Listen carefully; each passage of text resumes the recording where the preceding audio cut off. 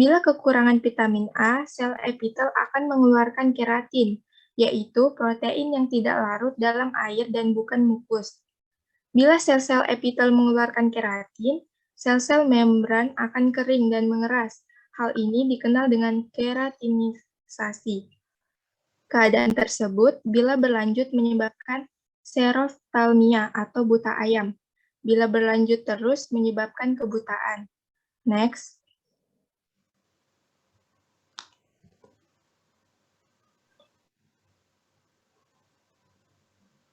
Kekurangan vitamin B1 atau tiamin, yang dimana dalam keadaan berat menyebabkan masalah yang berkaitan dengan sistem saraf serta jantung. Umumnya, penyakit akibat kekurangan tiamin dinamakan beriberi. Selanjutnya, kedua, di mana tanda-tanda awal kekurangan riboflavin antara lain mata panas dan gatal, tidak tahan cahaya, mulut serta lidah terasa sakit dan panas. Selanjutnya, kekurangan vitamin B3. Tanda-tanda kekurangan niacin adalah kelemahan otot, anoreksia, gangguan pencernaan, dan kulit memerah. Selanjutnya, kekurangan vitamin B4 dapat menyebabkan kelainan kulit, kelainan darah, ego, kelelahan, kelemahan otot, dan suasana hati yang tertekan. Selanjutnya, kekurangan vitamin B5. Tanda-tandanya mengalami sakit kepala, tubuh terasa lelah, mudah emosi, sensasi perih pada lengan atau kaki, mual, rambut rontok, denyut jantung meningkat, dan gangguan pencernaan. Selanjutnya, kekurangan vitamin B6 menyebabkan gejala kulit rusak, saraf motorik terganggu, dan kelainan darah. Pada bayi sering terjadi kekurangan vitamin B6 karena mengonsumsi susu kering yang telah kehilangan vitamin B6. Bayi tersebut menderita rangsangan syaraf, kejang, lemah badan, dan sakit perut. Kekurangan vitamin B7. Munculnya gejala berupa rambut rontok, kulit kering, ruam, berisik di sekitar mata atau mulut, mata kering, kelelahan, dan depresi. Selanjutnya, kekurangan vitamin B9 atau folat, yang dimana menghambat pertumbuhan dan menyebabkan gangguan saluran pencernaan. Selanjutnya, kekurangan vitamin B12, menyebabkan pernicious anemia, suatu penyakit yang disebabkan oleh keturunan, yaitu karena faktor intrinsik tidak diproduksi oleh tubuh. Akibatnya, vitamin B12 tidak diserap. Sumsum tulang tidak dapat memproduksi sel eritrosit yang normal, tetapi memproduksi dan memasukkan sel makrosit ke dalam saluran darah. Karena itu, daya angkut hemoglobin menjadi sangat terbatas. Akibatnya, timbul anemia, pucat, gangguan perut, kurang berat, dan glossitis. Selanjutnya, kekurangan vitamin C, yang dimana menyebabkan kerapuhan dinding-dinding kapiler, gusi berdarah, gigi mudah tanggal, sariawan, atau skorbut, dan penyakit pada sendi tulang. Gejala-gejala penyakit skorbut ialah terjadinya pelembakan tenunan kolagen, infeksi dan demam, timbul sakit, pelunakan, dan pembengkakan kaki bagian paha. Pada anak yang giginya telah keluar, gusi membengkak, empuk, dan terjadi pendarahan. Selanjutnya, kekurangan vitamin D akan mengakibatkan gangguan penyerapan kalsium dan fosfor pada saluran pencernaan dan gangguan mineralisasi struktur tulang dan gigi. Kekurangan vitamin D dapat menyebabkan kelainan pertumbuhan tulang. Selanjutnya, kekurangan vitamin E akan mengakibatkan kelemahan dan kesulitan berjalan, nyeri pada otot betis, gangguan penglihatan, anemia, retensi cairan, kelainan kulit, kekurangan gizi pada bayi prematur.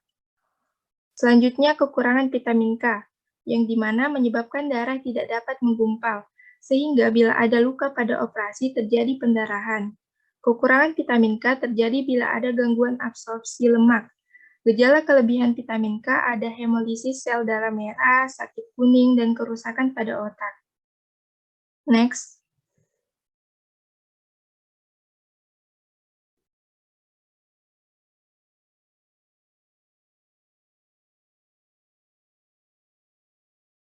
Boleh di next?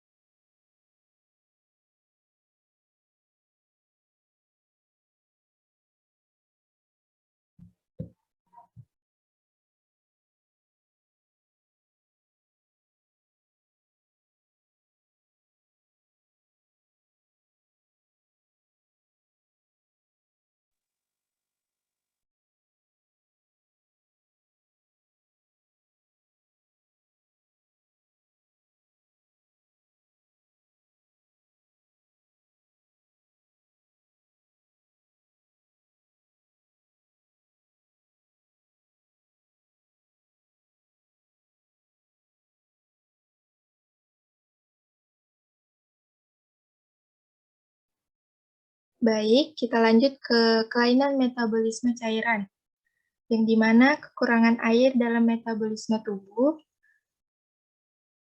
dan ada kelebihan lemak pada tubuh atau obesitas, lalu pertumbuhan dan kesehatan otot menjadi kurang normal, dan kurang efisiennya fungsi pencernaan dan organ, serta racun dalam tubuh akan bertambah dan timbul rasa sakit pada otot serta persendian. Next. Kita masuk ke kelainan metabolisme mineral. Yang pertama di sini ada mineral makro, yaitu ada kalsium. Di sini timbulnya penyakit rakitis, osteomalacia, dan osteoporosis. Adapun gejala toksisitasnya terjadi absorpsi yang berlebihan akibat hipervitaminosi D atau hiperkalsemia atau hiperparatiroid. Bersumber dari produk olahan susu, kacang-kacangan, dan sayuran yang berbentuk daun. Yang kedua ada fosfor. Timbulnya penyakit pada anak-anak yaitu rakitis, sedangkan pada dewasa osteomalacia. Gejala toksisitas yang terjadi yaitu rasio serum Ca12+P yang rendah menstimulasi hipertiroidisme sekunder, dapat menyebabkan hilangnya tulang. Bersumber dari zat tambahan makanan mengandung fosfat. Next. Selanjutnya ada natrium. Timbulnya penyakit ini secara diet tidak pernah terjadi, tapi dapat terjadi pada keadaan abnormal. Penyakit Addison atau fungsi adrenal dan aldosteron tidak ada. Gejala toksisitas yang terjadi yaitu hipertensi pada individu yang rentan, kasing disease, dan cedera otak. Bersumber dari garam meja, garam yang ditambahkan pada makanan jadi. Selanjutnya ada kalium. Penyakit yang ditimbulkan terjadi sekunder karena sakit, cedera, atau terapi diuretik, kelemahan otot, paralisis, dan kekacauan mental. Gejala toksisitasnya adalah henti jantung, ulkus khusus halus, bersumber dari sayuran, buah, dan kacang-kacangan. Next.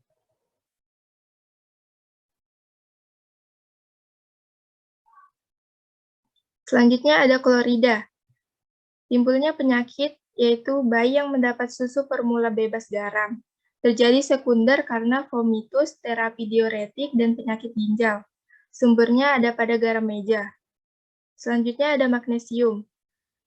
Penyakit yang ditimbulkan terjadi sekunder karena malabsorpsi atau diare, alkoholisme. Gejala toksisitasnya adalah penekanan refleks, tendo profunda, dan depresi respirasi. Bersumber dari sayuran hijau berbentuk daun yang mengandung klorofil. Next. Kita masuk ke mineral mikro. Yang pertama ada kromium. Penyakit yang ditimbulkan adanya gangguan toleransi glukosa sekunder akibat nutrisi parenteral. Bersumber dari daging, hati, ragi, atau brewer's yeast, padi-padian, whole grain, kacang-kacangan, dan keju. Selanjutnya ada kobalt. Penyakit yang ditimbulkan ada defisiensi vitamin B12, bersumber dari diet yang berasal dari hewan. Selanjutnya ada tembaga. Penyakit yang ditimbulkan adanya anemia atau hipokromik mikositer, timbul sekunder akibat malnutrisi, sindrom Menke. Gejala toksisitasnya itu jarang, timbul sekunder akibat penyakit Wilson, bersumber dari hati. Selanjutnya ada yodium. Penyakit yang ditimbulkan pada anak-anak itu kretinisme, dan pada dewasa itu goiter dan hipothyroidisme atau myxoderma. Gejala toksisitasnya itu tirotoksikosis atau goiter, bersumber dari garam beriodium dan makanan laut. Next. Selanjutnya ada besi. Penyakit yang ditimbulkan adalah anemia atau hipokromik mikrositik. Gejala toksisitasnya siderosis, hemokromatosis herediter. Bersumber dari daging merah, hati, telur, alat masak dari besi. Selanjutnya ada mangan. Penyakit yang ditimbulkan tidak diketahui ada pada manusia. Gejala toksisitasnya Terjadi keracunan melalui inhalasi menyebabkan gejala psikotik dan Parkinson. Selanjutnya ada molybdenum. Penyakit yang ditimbulkan adalah timbul sekunder akibat nutrisi parenteral. Selanjutnya ada selenium. Penyakit yang ditimbulkan adalah defisiensi marginal jika kandungan di dalam tanah rendah. Timbul sekunder akibat nutrisi parenteral kekurangan kalori protein. Gejala toksisitasnya adalah berada pada kadar toksik di dalam sebagian tanah. Suplementasi megadosis menimbulkan kerontokan rambut, dermatitis, dan iritabilitas. Sumbernya dari tanaman, tetapi bervariasi sesuai kandungan tanah. Selanjutnya ada silikon. Penyakit yang ditimbulkannya adalah gangguan pertumbuhan normal. Gejala toksisitasnya adalah silikosis akibat menghirup debu silikon dalam waktu yang lama, bersumber dari makanan nabati. Selanjutnya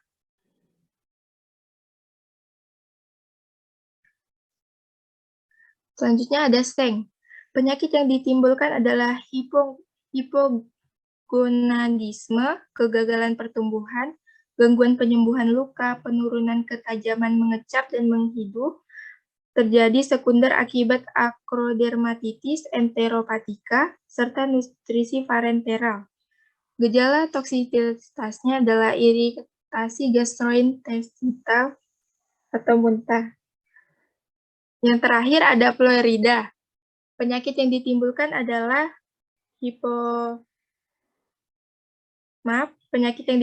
adalah karies dentis dan osteoporosis. Gejalanya toksisitasnya adalah fluorosis dentis dan bersumber dari air minum.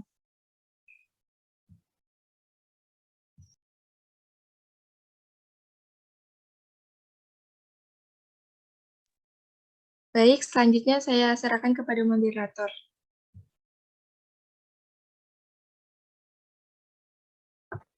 Baik, izin masuk.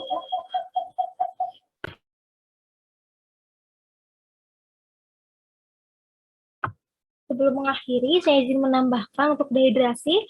Dehidrasi adalah kehilangan cairan dalam tubuh manusia dalam jumlah yang banyak, yang mengakibatkan haus, kehilangan nafsu makan, menurunnya urin, rusaknya penampakan fisik, terjadinya pusing, rusaknya pengaturan temperatur, sakit pada otot, meningkatnya denyut nadi dan respirasi, serta dapat melemahkan anggota gerak, hipotonia, hipotensi, dan takikardia, kesulitan berbicara, bahkan sekarang bisa pingsan. Apabila tubuh mencapai batasnya saat 20%, air dalam tubuh hilang, saat itulah semua organ dalam tubuh tidak akan bekerja dan bisa berakibat pada kematian. Jadi pentingnya untuk mengonsumsi air dalam jumlah yang cukup. Baik, itu tadi adalah penjelasan tentang metabolisme vitamin, cairan dan mineral dari kelompok kami. Apabila terdapat kesalahan, mohon dimaklumi. Dan untuk teman-teman dari kelompok lain yang ingin bertanya, dipersilakan untuk bertanya terlebih dahulu.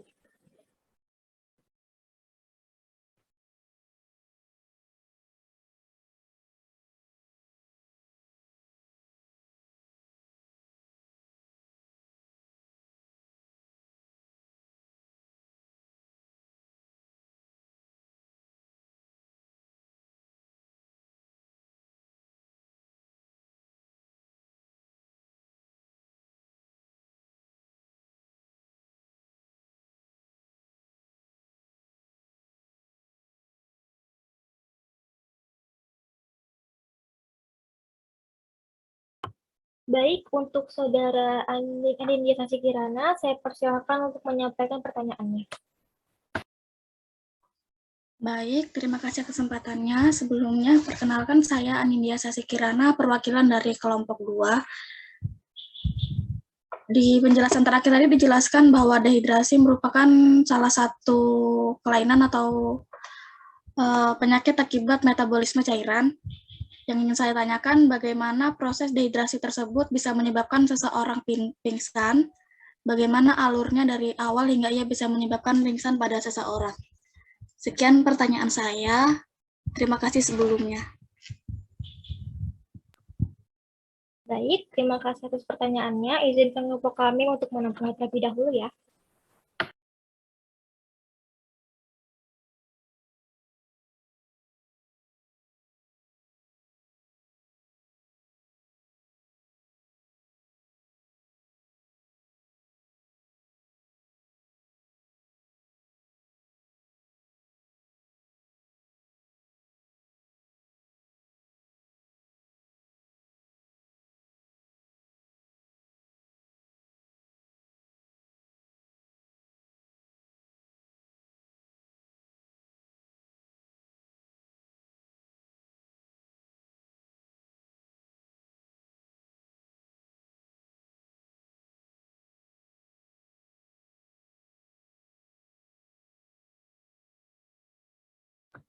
Baik, untuk rekan-rekan kelompok saya yang ingin menjawab, saya persilahkan.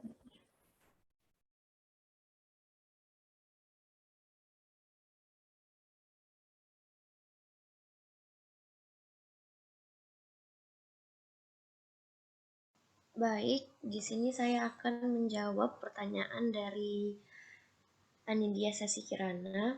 Jadi, proses dehidrasi pada tubuh itu yang bisa menyebabkan pingsan itu pertamanya itu diawali dengan bagian bawah akibat dari gravitasi bumi. Hal ini membuat jumlah darah yang menuju jantung berkurang sehingga tekanan darah akan menurun. Kemudian aliran darah yang berada di otak juga akan berkurang karena jantung gagal memompa darah ke seluruh tubuh hingga ke otak.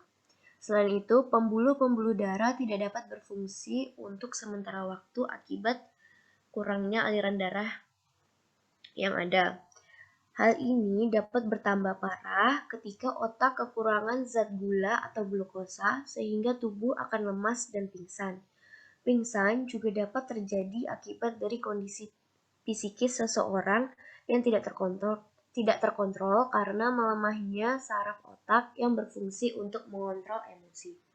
Sekian dari jawaban saya. Apakah cukup memuaskan untuk Saudara Anindya Sasikirana? Baik, sudah cukup menjawab, Sekar. Terima kasih atas penjelasannya dan teman-teman kelompok 4.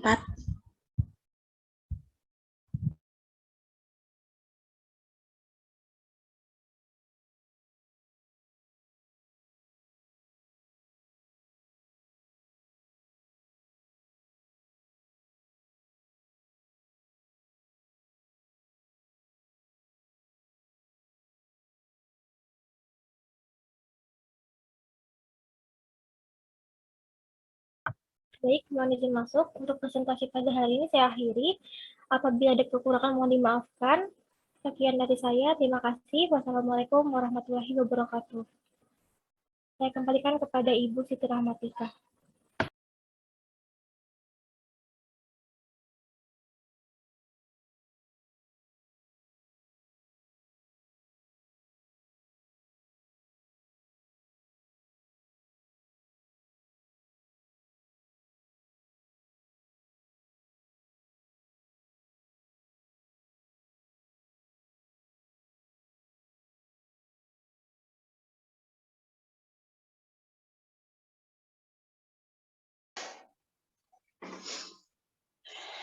Ya, terima kasih untuk yang sudah presentasi. Apakah suara Ibu terdengar?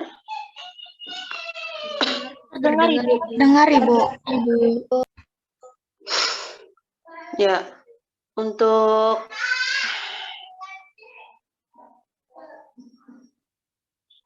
tadi presentasinya sudah bagus ya. Metabolisme cairan, mineral dan juga vitamin. Nah, tapi Ibu mohon maaf belum bisa ini ya si materi karena sepertinya Ibu lagi ini kurang sehat kayaknya pagi ini ya. Jadi mungkin yang hari ini nanti sekalian Ibu untuk pekan depan ya. Kalian Ibu review sama yang materi yang nanti pertemuan terakhir ya hari Rabu depan. Nah, untuk kan pertemuan kita tinggal 2 kali lagi kan. Pertemuan yang jalur bersama sama UAS. Nah, Ibu itu mintanya UASnya itu pekan depan juga ya. Nah, tapi tidak pada hari yang sama. Jadi nanti tolong kalian carikan 1 hari lagi pada pekan depan untuk kita bisa UAS. Jadi kita UAS duluan. Soalnya Ibu itu tanggal 24 itu Ibu mau ke Jawa gitu ya, Dik ya. Jadi Ibu mau UAS duluan gitu. Jadi nanti pas ini udah selesai semuanya kalian kan nanti pas tanggal hari H UASnya Biomedik 2 nanti kalian tinggal presensi saja gitu. Nah, gitu paham ya. Untuk PJ-nya nanti minta tolong supaya dicarikan hari jadi pekan depan kita 2 kali gitu. Untuk yang kelas 1-nya itu kelas yang satunya itu pekan ini 2 kali karena kan duluan kelas ini mulainya ya gitu. Jadi mereka pekan ini 2 kali. Minggu depan 2 kali juga. Tuh. Ya, paham ya. Tapi akan sedikit Ibu singgung masalah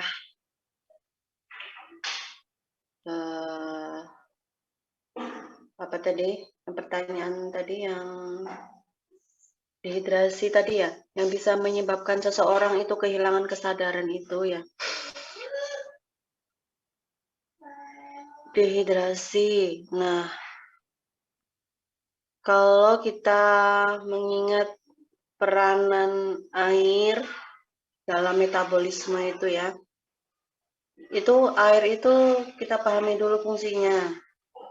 Ya, yang pertama itu dia itu bisa sebagai pereaksi, yang kedua sebagai media semua reaksi-reaksi dalam tubuh. Jadi reaksi-reaksi kimia, reaksi-reaksi itu tuh semuanya itu terjadi di dalam medianya tuh air, cairan.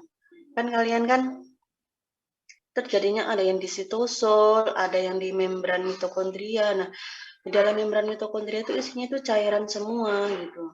Dalam organel-organel sel itu cairan, bukan kosong gitu ya. Bukan sebuah tempat atau ruangan kosong. Jadi di dalam matriks mitokondria pun itu tuh isinya adalah cairan gitu. Nah, yang ketiga adalah sebagai donor proton. Nah, proton ini maksudnya apa? Proton kan H+ ya. Jadi kalau kalian perhatian reaksi oksidasi, semua reaksi oksidasi atau reaksi yang lain itu ada penambahan H2, kemudian ada pengurangan H2, itu semuanya itu yang mampu mendonorkan itu adalah air. Nah, air itu kan media elektrolit ya. Nah, itu. Kemudian yang keempat itu adalah sumber hidrogen, ikatan hidrogen. Nah, jadi ikatan molekul air H2O berikatan dengan molekul H2O yang lainnya itu tuh diikat dengan air gitu. Pengikatnya itu adalah air dan hidrogen gitu. Ya, jadi ikatan air H2O1 berikatan dengan H2O yang lain itu disatukan oleh ikatan hidrogen, itu medianya adalah air. Kemudian selanjutnya adalah alat pengangkut. Kemudian selanjutnya adalah alat pelarut. Nah, alat pengangkut ini kaitannya dengan tadi. Ketika seseorang itu kekurangan jumlah air dalam batas tertentu itu, air itu kan di dalam tubuh kita, darah itu kan sebagian besar itu air. Nah, darah itu yang sebagian besar terdiri dari plasma darah. Plasma kan air ya, cairan. Jadi air di dalam tubuh kita itu dalam bentuk cairan, plasma darah itu. Fungsinya kan mengangkut sari-sari makanan dan oksigen. Ketika kekurangan cairan di dalam darah itu juga akan berkurang gitu konsentrasinya. Nah, itu akan mengakibatkan juga jumlah oksigen yang di dalam tubuh kita itu juga ikut berkurang. Jadi suplai oksigen di otak, ke dalam otot gitu. Kalau ke dalam otot kan itu ya, sari-sari makanan itu. Tidak ada yang menyuplai, kurang gitu. Jadi yang disuplai itu nggak ada, kurang.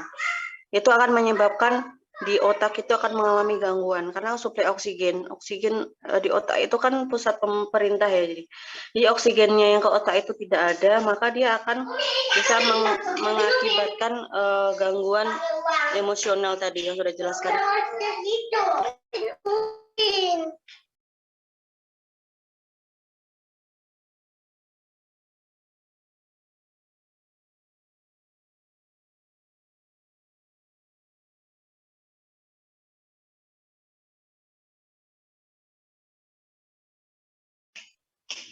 Yang gitu ya.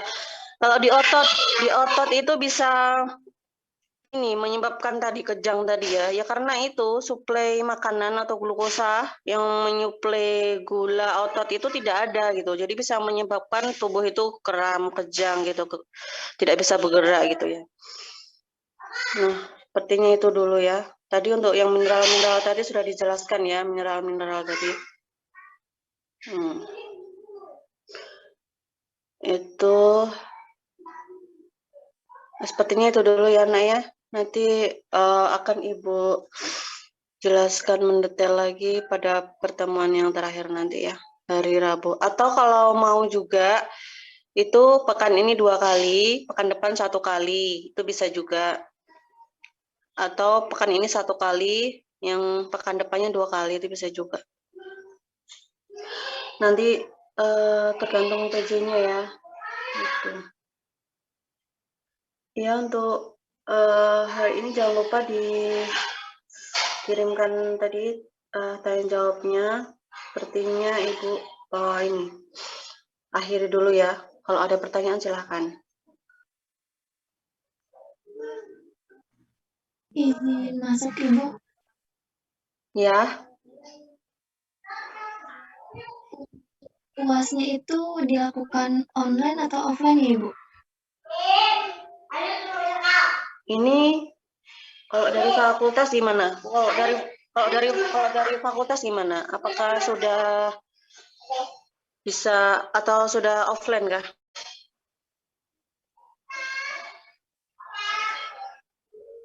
Kalau dari fakultas untuk UASnya belum ada ketentuan Ibu. Iya, kalau belum ada ketentuan seperti itu nanti online aja UASnya ya. Ini masih banyak yang di luar kota kan? Iya, Ibu. Iya. Izin bertanya kembali Ibu. Iya. Berarti untuk yang rangkuman materinya itu dikumpulkan di pertemuan 15 dan untuk yang review jurnal malnutrisi itu dikumpulkan pada saat UAS gitu ya Ibu? Semuanya dikumpulkan pada saat UAS saja nggak apa-apa. Baik Ibu, berarti dikumpulkan dalam satu Google Drive ya Ibu? Iya, jadi ngirimnya nanti kalian nggak usah satu-satu ngirim ke Ibu. Jadi kan ada penanggung jawabnya kan. Jadi penanggung jawabnya nanti yang bertanggung jawab mengumpulkan dari tugas-tugas kalian. Jadi nanti yang dikirim ke Ibu kan dalam bentuk satu file Google Drive itu gitu. Jadi tidak tercecer. Gitu ya. Baik Ibu, terima kasih banyak. Ya.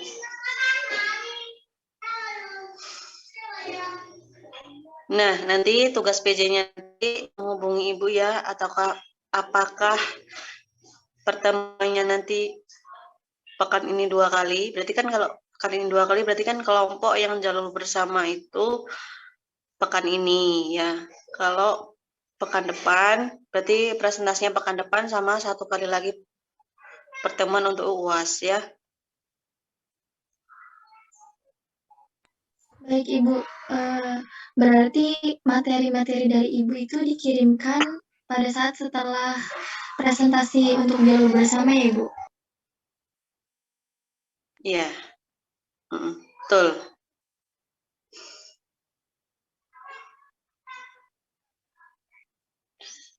Iya, iya gitu ya.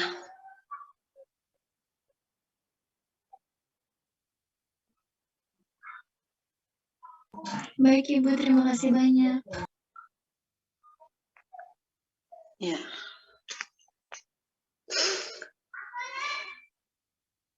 Baiklah, oh ya Ibu belum mengaktifkan presensi ya. Ya, setelah ini silakan presensi ya. Kalau gitu Ibu akhiri dulu. Nanti jangan lupa PJ-nya menghubungi saya ya. Nanti hari apa yang itu ya. Baik Ibu. Ya, oke, terima kasih. Assalamualaikum warahmatullahi wabarakatuh. Waalaikumsalam. Waalaikumsalam. Waalaikumsalam warahmatullahi wabarakatuh. Terima kasih banyak Ibu. Waalaikumsalam warahmatullahi wabarakatuh. Terima kasih banyak Ibu. Terima kasih. Semoga sehat selalu.